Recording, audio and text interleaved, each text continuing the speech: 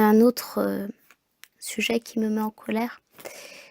que j'ai déjà un peu abordé dans le premier podcast, c'est, cette, fausseté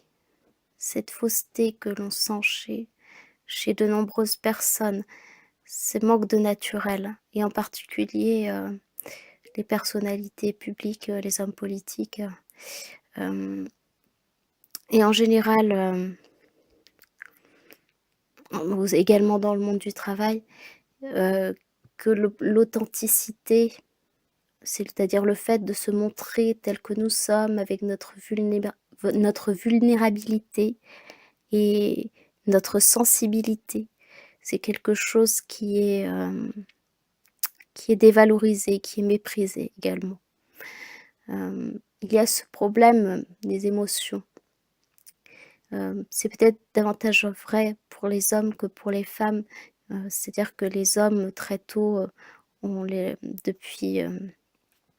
les on va peut-être pas dire depuis la nuit des temps, mais, depuis, très longtemps, on les on le on les pousse à réprimer leurs émotions. Mais c'est également vrai pour les femmes aujourd'hui, le les femmes dans les hommes comme pour les femmes dans le monde du travail, on nous pousse à réprimer, nos émotions et et à les «contrôler» entre guillemets et dès qu'une personne, est sensible, une personne qui va être, déprimée, on va dire que c'est elle qui est malade. On va dire qu'elle est malade, qu'elle a besoin de se faire soigner, alors que pour moi,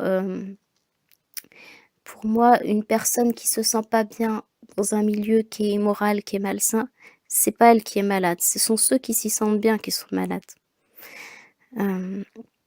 je pense que la sensibilité est un signe de santé mentale, et au contraire, le fait d'être bien adapté dans ce monde qui est froid, qui est insensible, qui est brutal, pour moi, c'est un signe de maladie, au contraire. Hem Et le fait d'être faux, d'être artificiel et de se prendre pour le rôle que l'on joue dans la société, de confondre, de croire que l'on est le métier qu'on exerce, que l'on est, le rôle social que l'on joue, que l'on est la position sociale, hem, que l'on occupe dans la société. Heu, Par exemple, un médecin, il va croire que son identité, c'est d'être médecin. Mais qu'est-ce qui va se passer si un jour, je sais pas, il a un accident qui lui empêche de continuer d'exercer ce métier? Eh bien, il va perdre son identité et là, ça va être, il va perdre le sens de son identité, qu'il avait. Donc ça va être terrible pour lui et on a de nombreuses personnes qui ne savent pas qui ils sont vraiment. Ils s'identifient, au rôle qu'ils jouent et ils oublient de développer et d'apprendre à connaître, hem, ce qu'ils sont réellement.